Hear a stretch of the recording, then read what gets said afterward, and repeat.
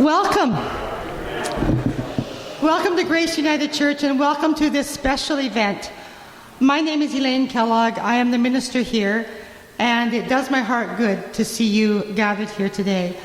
I know many of us have been very distressed about what's going on in Ukraine right now, so this is our opportunity to do something, what we can, to help out a little bit. So it's my pleasure to be able to welcome you here.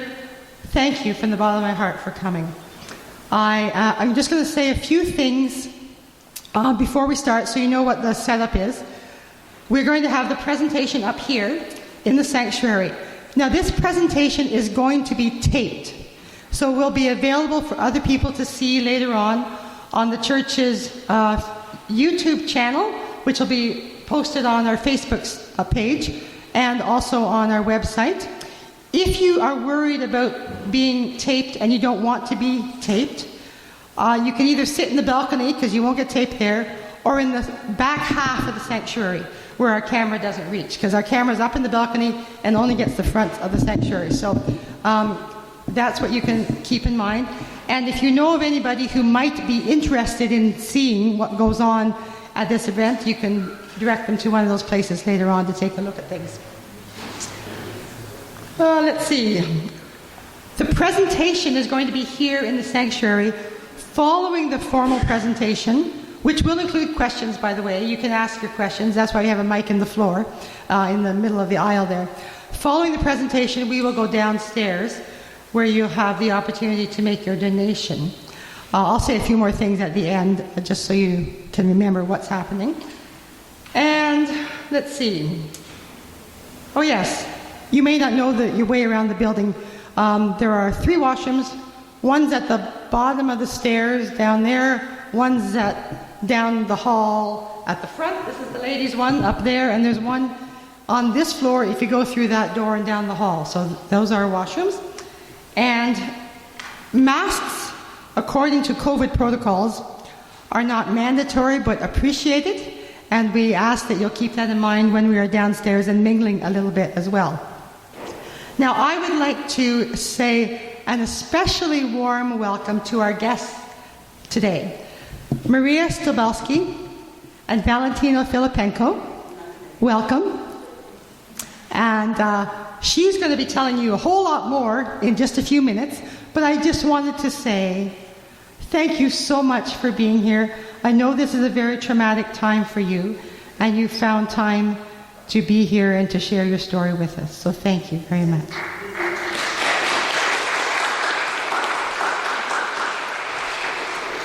And our other presenter, who is going to say a whole lot of things, but also going to act as a translator as needed. Let's see, she's a resident of Napanee, so I know some of you know Maria Stobelski.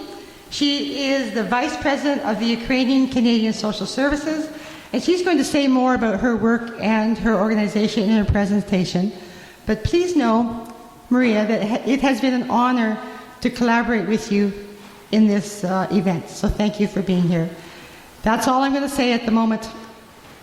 The floor is yours.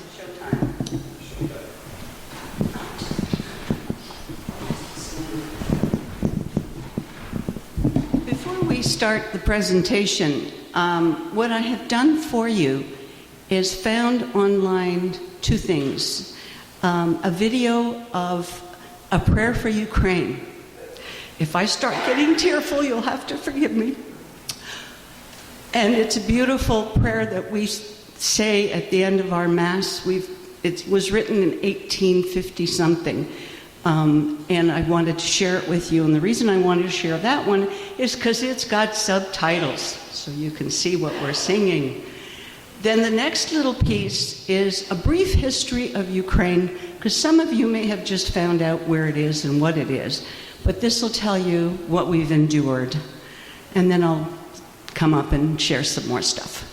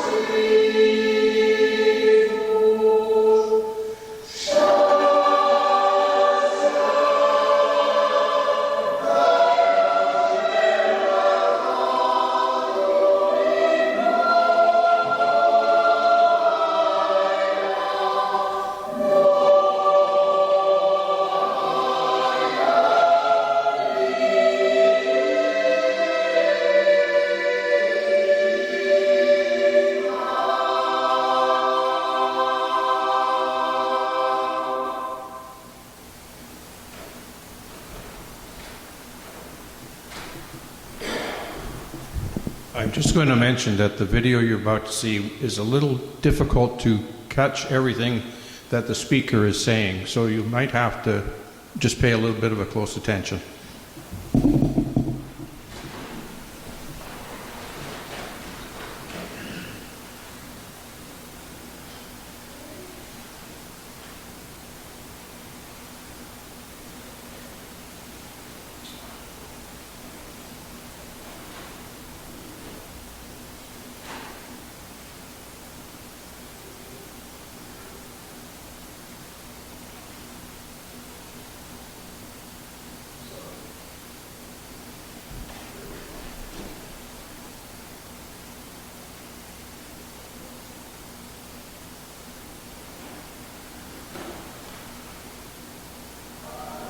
VentureZone with the no annual fee MD&A Rewards Platinum Plus MasterCard.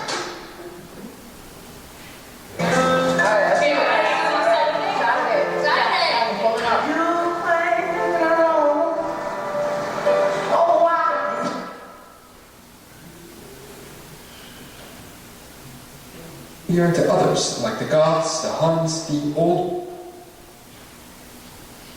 Ukraine, a place that if you weren't familiar with, you are now, for the worst reasons. It's important to start by letting you know that this video isn't about what's going on in Ukraine right now. There's enough sources of content for that and far better informed than a video here could be. But this video is because of that. Since everyone is talking about Ukraine right now, I thought it would be important to learn more about the country, more specifically about its history. So in this video, we're going to try to summarize the key points of Ukrainian history, dividing it into very short segments that allow us to get the key ideas of every time period since its beginning up to today. Humans settled in Ukraine almost 50,000 years ago, and by 4500 BC, the Kukuteni Tripilia culture is said to have been flourishing in the area. It's considered one of the most likely locations where the domestication of horses by humans took place. During the Iron Age, it was inhabited by many people of the surrounding regions, Silurians, Scythians, and Sarmatians. But it was the Scythians who initially took greater control of the territory, with it being part of the Scythian kingdom between 700 and 200 BC. Also during this time, Greek, Roman, and Byzantine colonies were established there on the coast of the Black Sea. The most well-known ones were Tias, Olbia, Chersonesus, among others. But these were just colonies, and the people who settled there varied a lot. From the three we saw earlier to others, like the Goths, the Huns, the Old Bulgarians. In fact, Old Bulgaria was located there. Then they migrated elsewhere, and the Khazars took over the land along with the Andes. And so we can conclude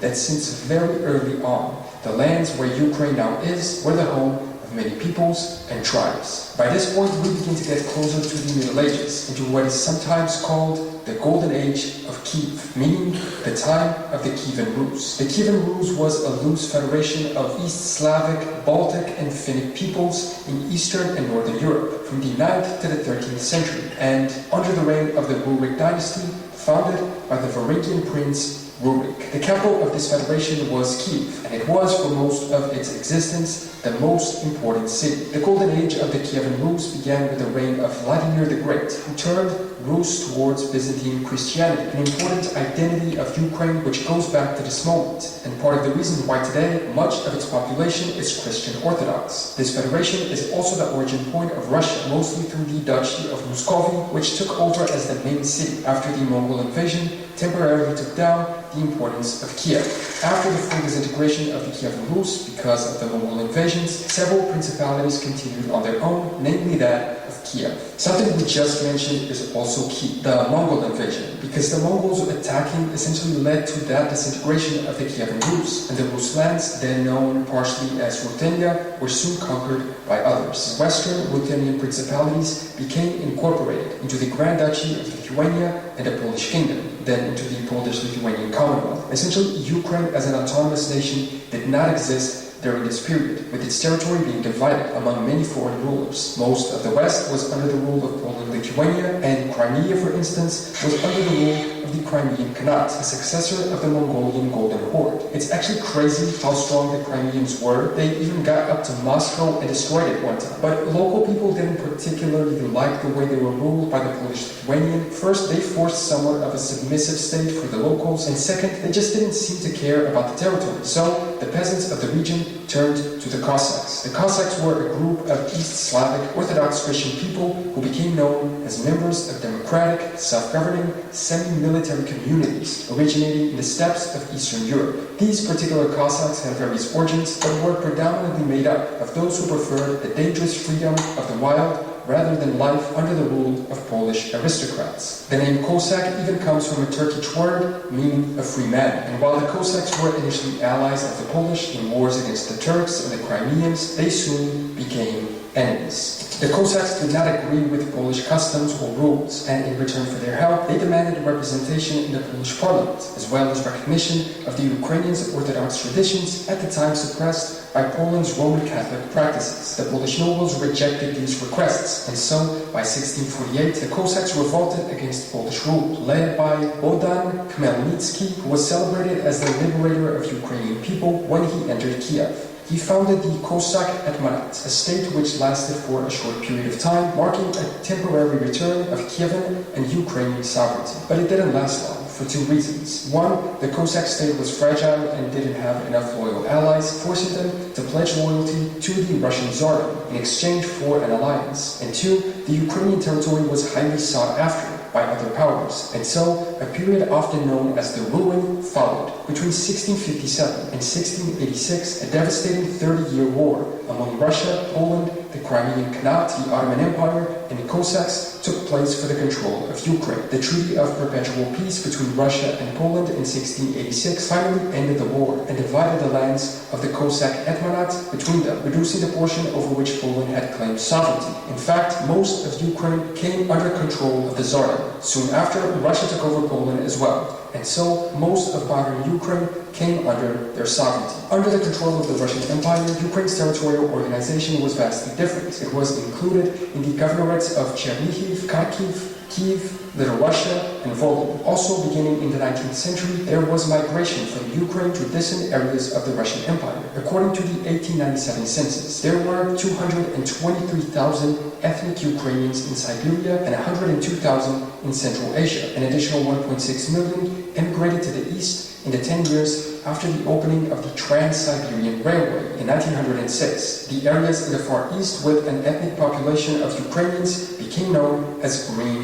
Ukraine, perhaps simply due to the opportunity to live in other places within the empire, or perhaps a consequence of a conscious effort by the Russians to suppress any national identity movements at the time by Ukrainians by moving them away from the territory. A small part of Ukraine's territory was also under the rule of Austria-Hungary at this time, Galicia, and this led to an interesting event. When World War I began, there were Ukrainians fighting on both sides. 3.5 million fought for the Imperial Russian Army, while 250,000 fought for the Austro-Hungarian army. And while the Entente won against the Central Powers, the two empires that the Ukrainians fought for both lost, as the Russian Empire and the Austro-Hungarian Empire both collapsed by the end of the war. The collapse of these two empires also coincided with the Russian Revolution and Russia's internal conflict between the White Tsarist army and the Bolshevik forces. During this period, a Ukrainian national movement for self-determination emerged, and several Ukrainian states were briefly in existence. The Hetmanat made a comeback, the Directorate, the Bolshevik Ukrainian Soviet Socialist Republic, the West Ukrainian People's Republic, and the Utsu Republic. But one had bigger importance than all the rest, the internationally recognized Ukraine's People's Republic, the predecessor of modern Ukraine, created in 1917. Although the Western People's Republic was also important, so much so that in 1919, the Unification Act was signed to merge the two new states, which led to an internal conflict inside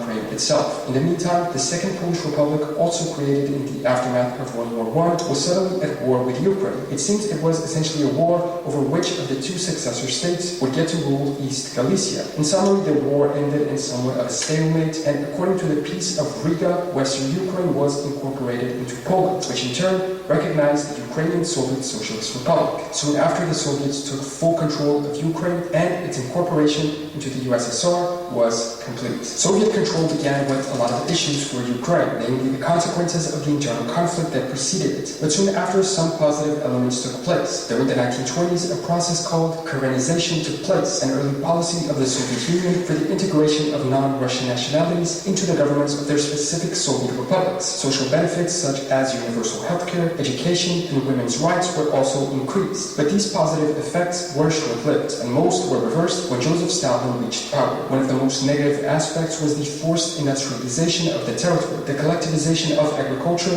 caused great damage to the peasant population, and while industrial output almost quadrupled, agricultural productivity dropped. Unrealistic quotas were set in order to receive grain from the state, and this caused millions to face famine. And then, as if all previous conflicts had not been enough for Ukraine and its European neighbors, another one arrived. Oddly, World War II began with Ukraine being fully united for the first time in its history. As with the partition of Poland between Germany and the Soviets, Galicia and Volhynia were given to the Ukrainian People's Republic, although always under Russian rule. But war brings nothing but loss in the long term. In fact, Ukraine was the main battlefield of the Eastern Front and a war between the Axis and the Soviet Union. The losses of the Ukrainian people in the war are said to amount to around 40% of the total losses of the USSR, and Victory Day is still celebrated as one of the 10 main Ukrainian holidays. The post-war was again terrible, from destroyed infrastructure to once again facing famine and also forced deportations. And the tension between Soviet rule and Ukraine was only inverted when Stalin passed away, being succeeded by Nikita Khrushchev as leader of the USSR. He was said to be familiar with the republic. After taking power,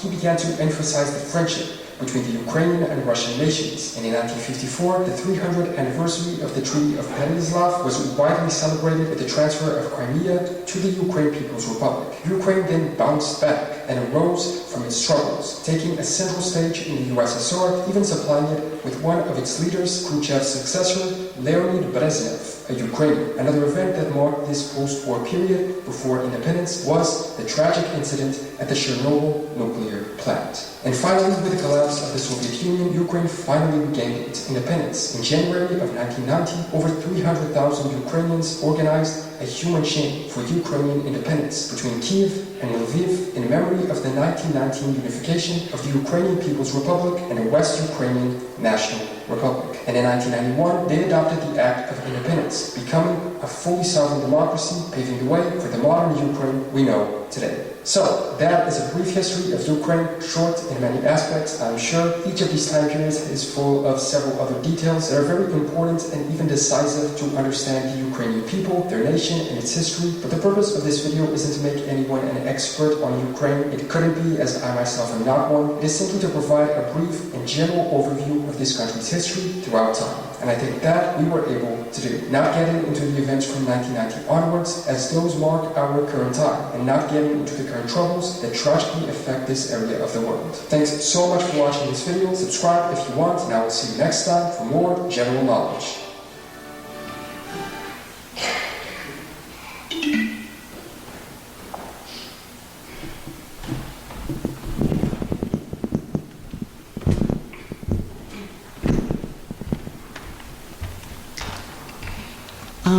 As a little reassurance to all of you, my older brother, who's a university, emeritus professor, wrote an op-ed, short history of Ukraine, that you can read in more comfort.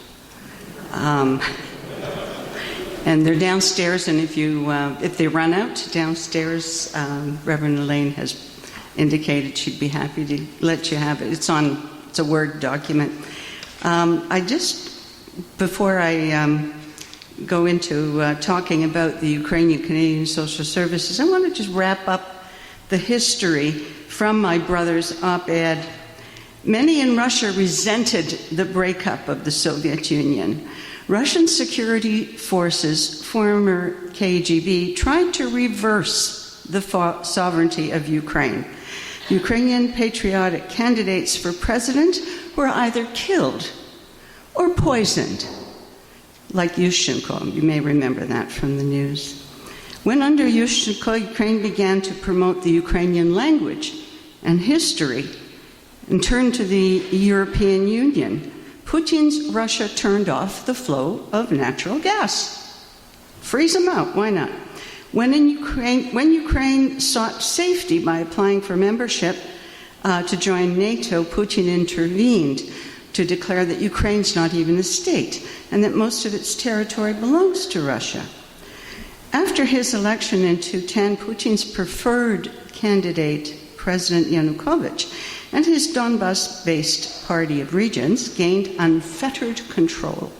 Yanukovych got cheap natural gas from Russia in return for 25-year extension on the lease of the Sevastopol base for the Russian Black Sea Fleet. And you're wondering why they took the Crimea so easily. They were already there.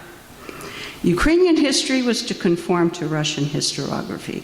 The Russian language used during his campaign as a wedge issue was granted official status.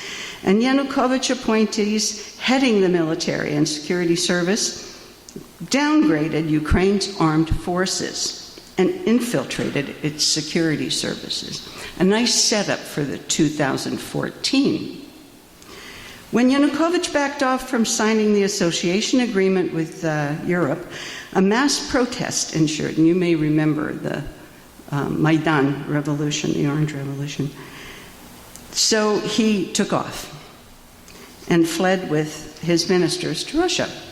Putin took advantage of rudderless Ukraine. He invaded and annexed Crimea, where ethnic Russians were a majority. Then the Donbass, where the Party of Regions had promoted regionalism and separatism, forcing Ukraine to a truce. And that's the Minsk Accord of 2015. By implementing them, he hoped to gain control of Ukraine. But Ukrainian President Poroshenko resisted. The election of peace-seeking President Zelensky seemed an opportunity. Putin's inability to cow Zelensky was the last straw. Putin saw the demise of the USSR as the greatest tragedy for Russia.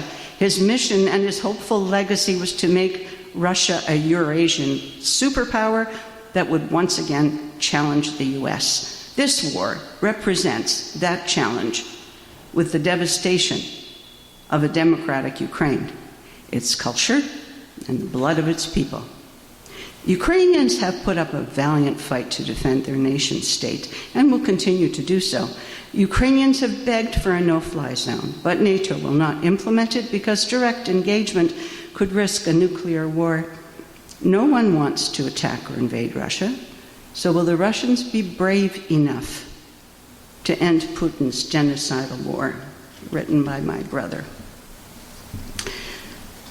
I just wanted to share with you, you may see this cloth that I lay here. I want to share with you, I'll talk about the fact that I've been to Ukraine a lot, but about 92, when I went to Ukraine, I went to the Donbass area to visit, and the students at a Ukrainian school, I want you to imagine this. Ukraine is a nation, it is sovereign, and it's got hardly any Ukrainian schools. They're all Russian speaking. And I visited this wonderful Ukrainian school, and the children presented me with this, we call this a rushnik, and it says, it has birds embroidered on it, and it says, I will fly to you and give you messages from home. And I'm so deeply touched by it, I still am. I can't not cry when I think about them, how they were trying to create a Ukraine in spite of all that domination for so long. So let me try and become less emotional. What I want to do, because you're going to be asked to donate to Ukrainian Canadian Social Services, I wanted to inform you a little bit about the organization. In 1945, when the war was ending and refugees poured into Europe from Ukraine to flee the Soviet incursion, I was one of them, a group of Ukrainian Canadians in Manitoba formed an organization through which to provide them with aid. And thus was born the Ukrainian Canadian Social Services and their Pomich Ukraini, which means Aid to Ukraine Fund. It's a registered charity. Eventually, 10 branches were created across Canada, and when there was conflict in Yugoslavia, it was there to support the Ukrainians that were fleeing. And when the Orange Revolution and the Maidan rose up, food aid was sent to the protesters. And when Russia invaded Crimea and Donbass, support was provided to the internal refugees and orphans, especially the Crimean Tatars. They suffered the most. This organization has programs through their branches to meet various needs of Ukrainian Canadians in their communities in Canada. but it's through the Pomich Ukraini Fund that we provide aid to Ukrainians around the world. In 1989, I was invited to lecture at the International Management Institute in Kyiv. I'm a negotiation trainer. And this permitted me to be in Ukraine for extensive periods of time. At that time, then, the Ukrainian World Congress tasked me with setting up a Ukrainian social services NGO through whom we could support the people in Ukraine with verified channels. From 1992-93, I provided training in organization and management of an NGO. And I must give credit to CEDA and CESO and Partners in Progress. These are Canadian funds that we were able to receive to allow me to travel there and travel all over Ukraine to provide that support. As president of Ukrainian Canadian Services in 1998, I initiated the charitable food partnership with them. I just want to tell you a little story. I was in Ukraine, and I was walking through a park, and there was a lady, an old, wizened lady, sitting with a piece of bread in her hand. And she kept raising it to her mouth.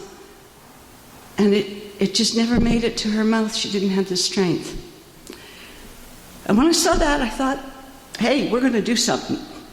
And that's when I decided, let's work on this, and we did. And at that time, with Ukrainian Canadian Social Services and with Ukrainian Services, Social Services, they're very similar names. At any rate, we were able to create the project, and we had about 36 places all over Ukraine. And I told them, you know, in Canada we do feed banks, we do soup kitchens. What do you want to do? Like, how would be appropriate for you? And so they presented their proposals on what they wanted to do, how they wanted to do it, what kind of funding did they need, and then we had a committee in Canada who made the decisions about how they could respond, because we were standing there with soup pots at churches and asking people to donate. It was, you know, grassroots work. The money is channeled. Now, I'm going to just share a little bit of administration. There's absolutely no administrative fee here. We channel the money to the bank, from our bank accounts in Canada to a bank account in Ukraine that is registered with the project. And when Valentina comes and talks to you, she'll explain how they operated. But it's pretty cool, because the bank account then pays the grocery stores or the factories or whoever's providing the resources to provide to everyone, and it's just so totally accountable. I love it. So as to this fundraising opportunity, funds can be swiftly sent to the branches that are currently aiding internal refugees. And Valentina was the president of Zaporizhzhia, where a lot of the Mariupol residents are coming. And as well, Sakhnovshchina, which is one of our projects, is very near Dnipro and on the way to Kharkiv. And they're getting a lot of Kharkiv refugees. And before we send them any aid, we confirm that they're still operating, that the banks are still available, and that money should be routed, because these are uncertain times. We can be very focused in the distribution of your donations, all of which are CRA receipted. They will be deposited in our charitable account. By the way, I'm handing the money over tomorrow to the president, who's going to put it in the bank on Monday and send it on to those who shall receive them. But if there's if you know the map of Ukraine by now, I'm sure.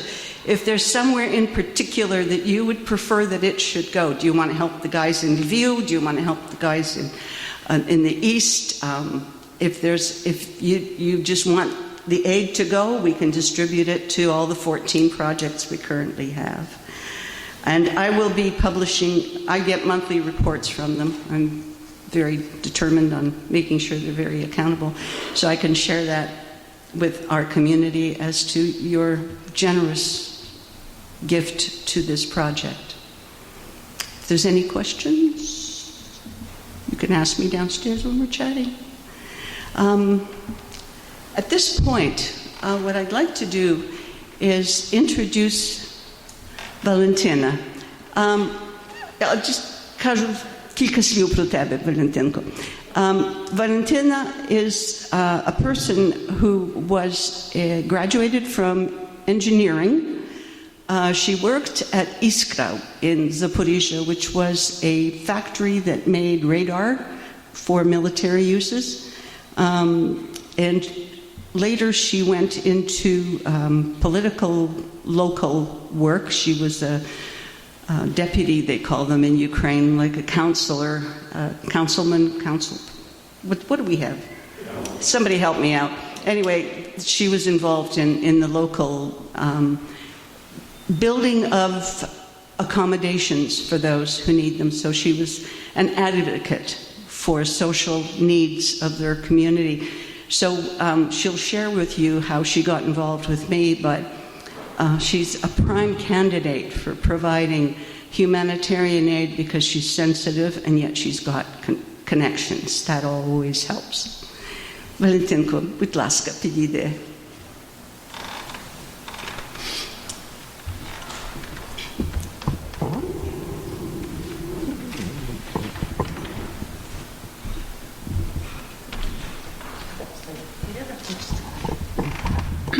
We're trying to figure out how we're going to do this so I can sort of not create a problem translating because we're going to talk on top. Шановні добродії, співвітчизники, дуже приємно сьогодні з вами зустрітися. Dear ladies and gentlemen, I'm very happy to greet you today. Я в Канаді за сімейними обставинами. Періодично буваю вже 15 років. У мене в Бері... Можна? Добре. I'm here on a humanitarian visa, but I'm here because my son and daughter are in Barrie. And I've been coming here for 15 years as a visitor. У мене в Бері проживає син та дочка, 5 онуків. I have a son and a daughter in Barrie and 5 grandchildren. Моя дочка, поки навчалася в Торонто в університеті, співпрацювала з Суспільною службою Канади. Була секретарем. She was a student. My daughter was a student here in Canada, and that's how she encountered Maria Stabelsky. Actually, she was my secretary when I was president.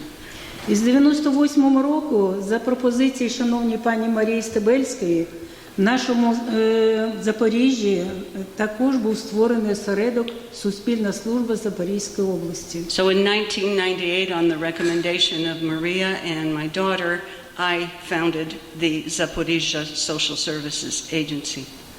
Тоді на Україні було 96 осередків. At that time, there were 96 branches all over Ukraine. Це міста взагалом України, Західної України. Most of them were in the western side of Ukraine. А потім приєдналися, з 98-го року приєдналися міста Східної України. And then eastern Ukrainian cities began to join up. Такі як Запоріжжя, Одеса, Миколаїв, Дніпро та інші. Харків. Так? Kharkiv, Zaporizhzhia, Odessa, the eastern, Dnipro, yeah. Протягом 23 років нашою організацією здійснено кілька проєктів, сумісних з Суспільною службою Канади. We had several projects with the help of the Canadian Social Services. Дуже такий проєкт був проєкт соняшників, слушний проєкт. The most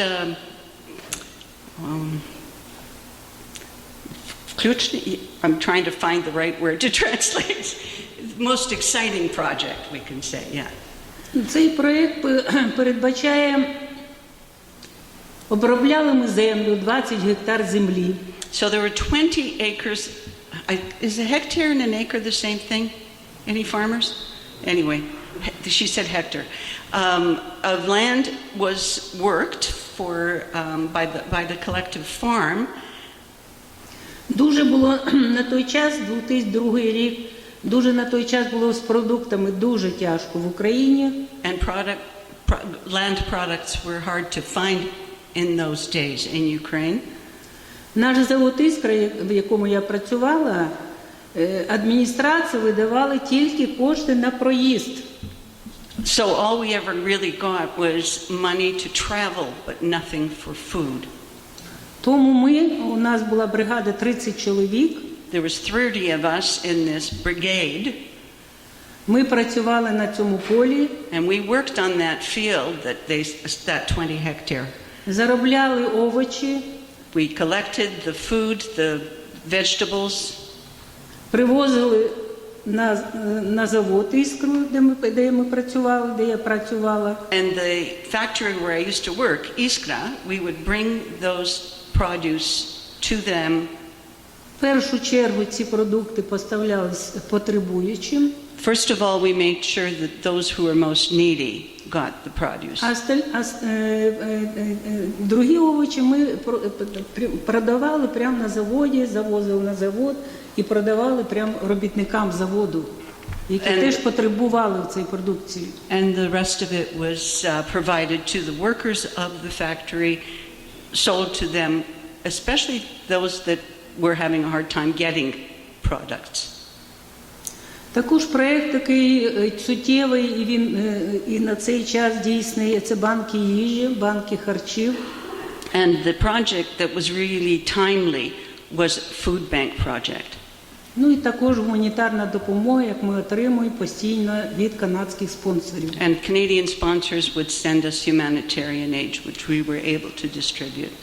Починаючи з початку війни з Росією в 2014 році, In 2014, at the beginning of the war with Russia, за ініціативою в Запоріжжі, за ініціативою депутатів місцевої ради, the city council initiated на вокзалі, на території, не вокзалі, біля вокзалу, Запоріжжя-1, ЖД вокзалу, a project that was located at a train station, Zaporizhzhia number 1. створений такий готельчик маленький, так, солдатський приют він називається, солдатський привал. They created like a little hotel in the train station. І всі ці 8 років ми працюємо, наша організація працює з ними. В якому плані? Ці хлопці, атовці, які в АТО на Донбасі, вони мають відпустки 2 тижні.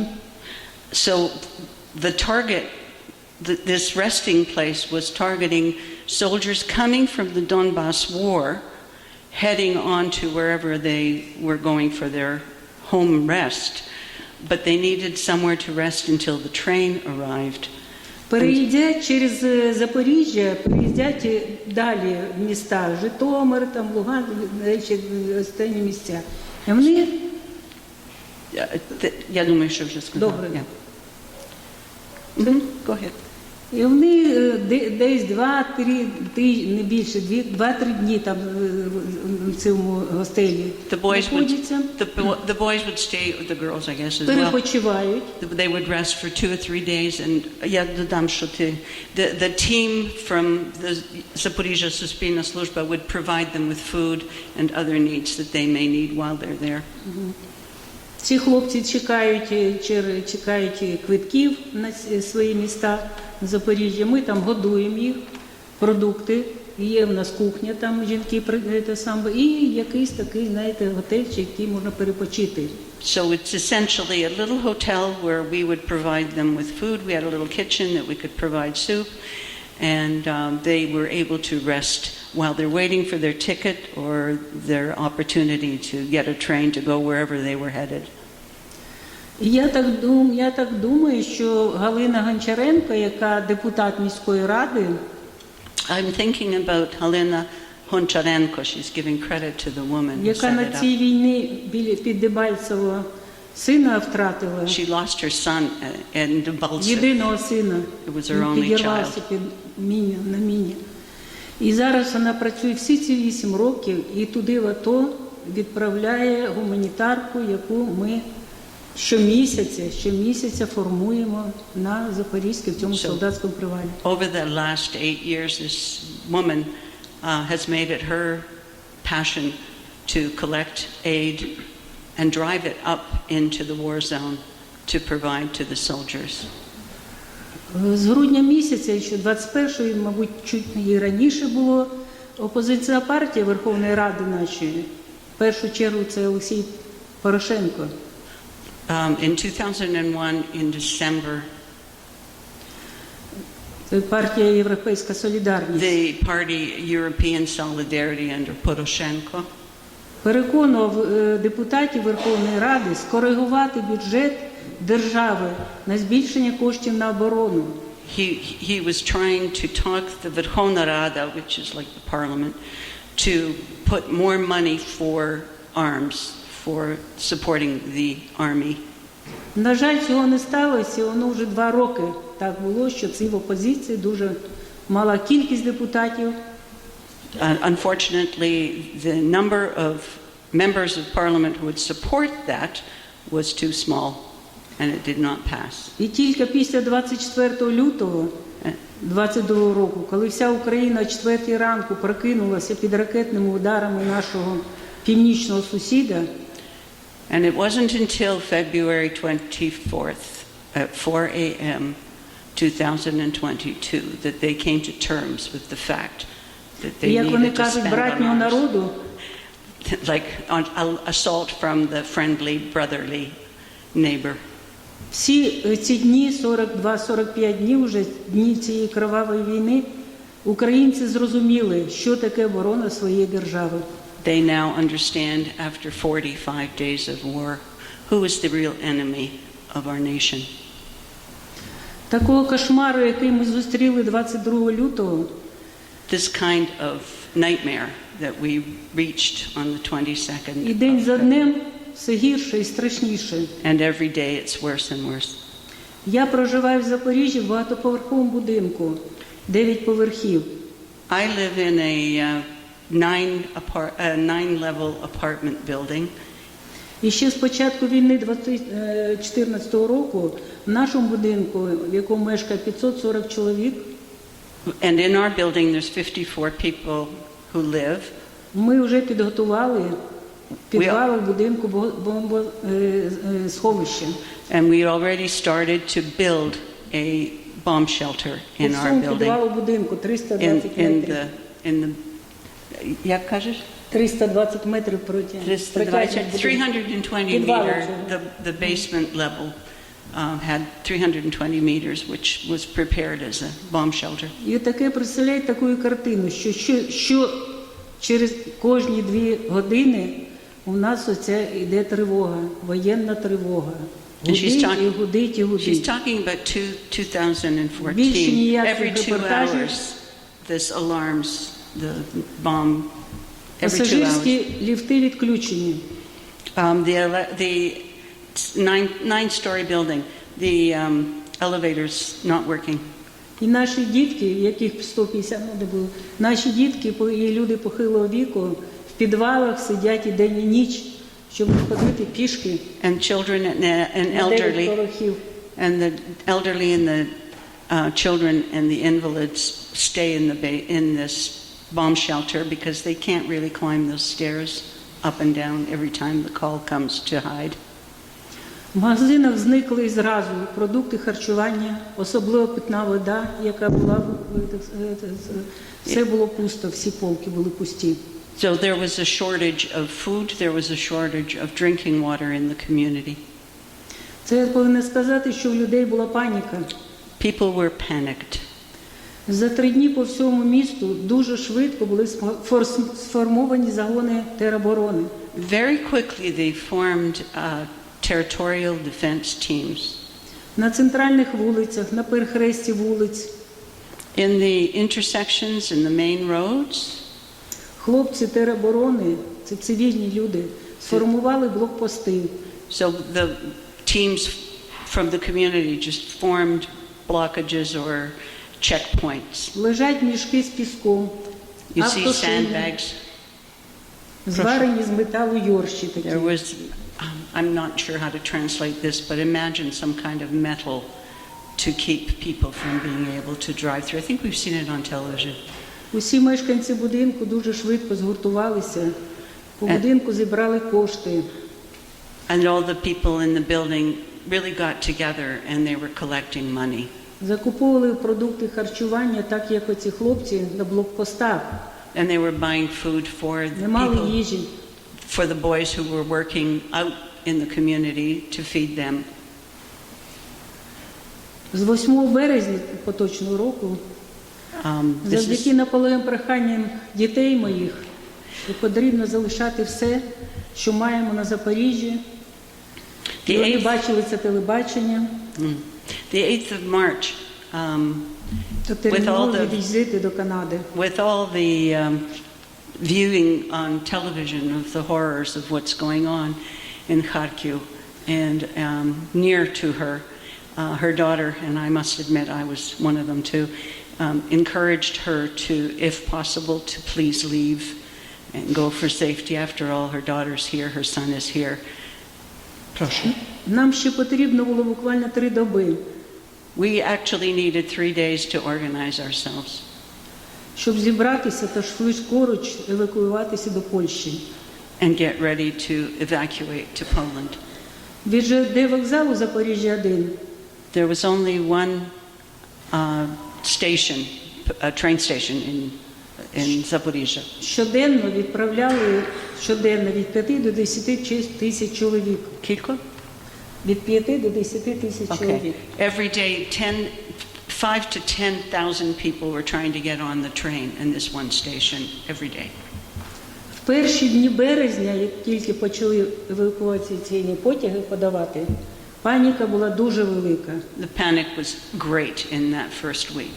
Проте завдяки місцевій поліції була налагоджена робота бельтмейшків, щоб можна було потяги відправляти людей, вагони, загружати, все таке.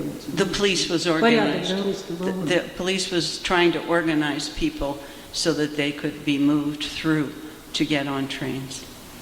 Ми з 6 ранку до 11 годин черги, я вам повинна сказати, 2-3 кілометри черги були. Щоденно.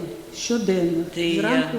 The lineup from 6 in the morning to 11 in the morning, and she's adding, it was about 3 to 4 kilometers long.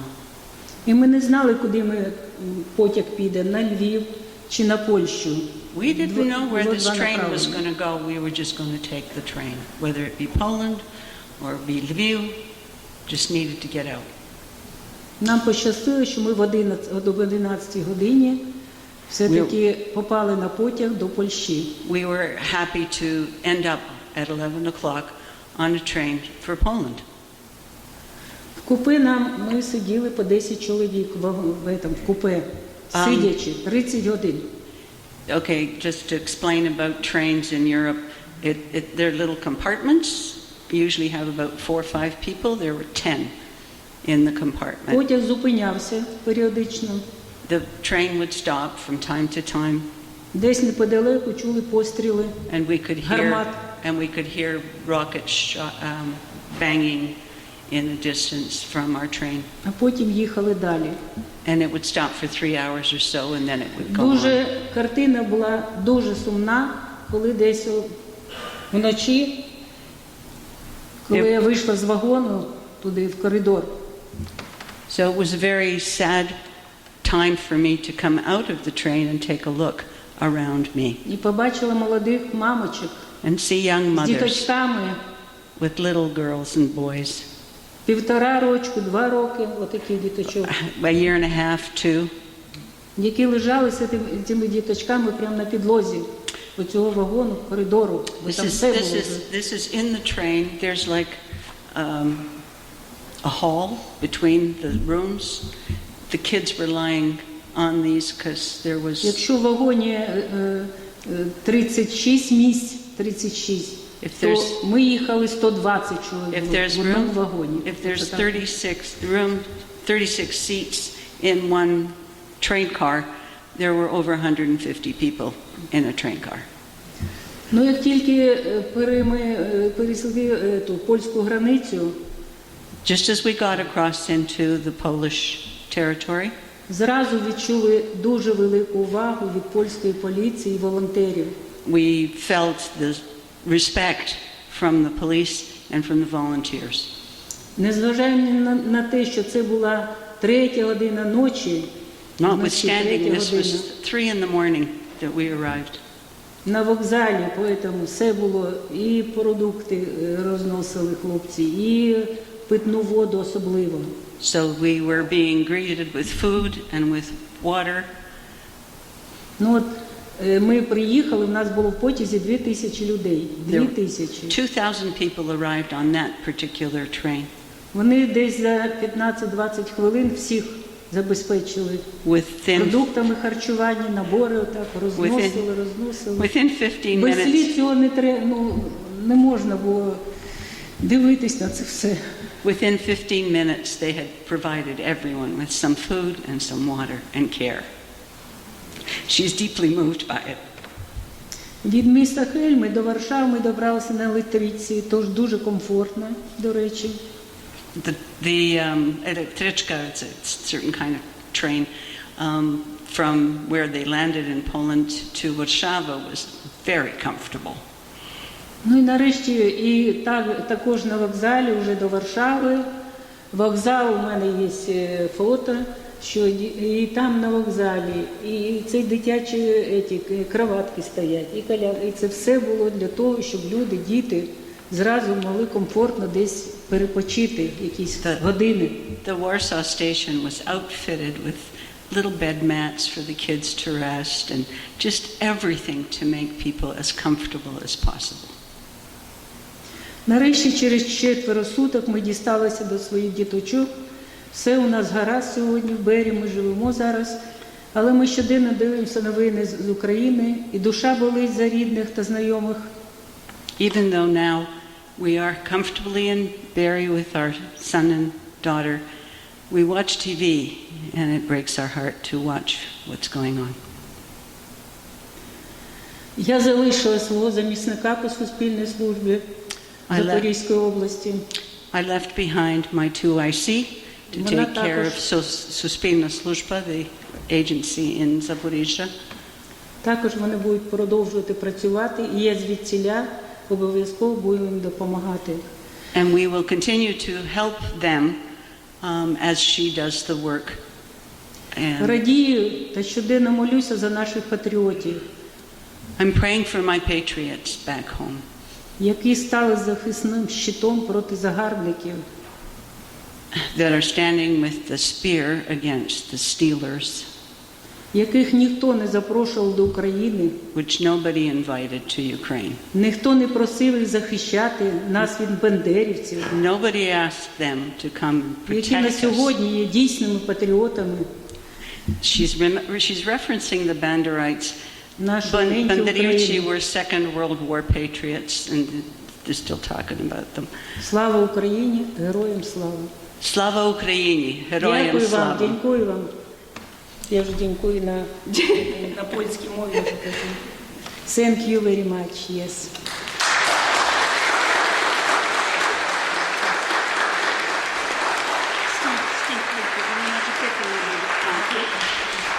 Якщо є запитання, я відповім. Може будуть питання. Are there any questions? Anybody want anything? Нема запитань, так? Дякую. That's it? Okay, thank you. Thank you.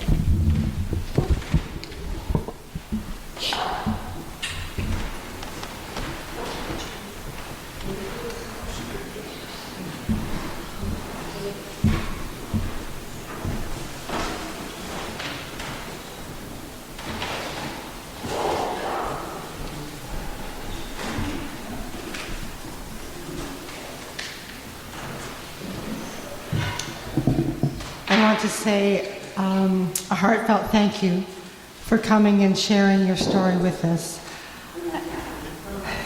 And it really means a lot that you found the time to be here. And I want to say thank you to both of you. So please accept this small gift on behalf of this crown.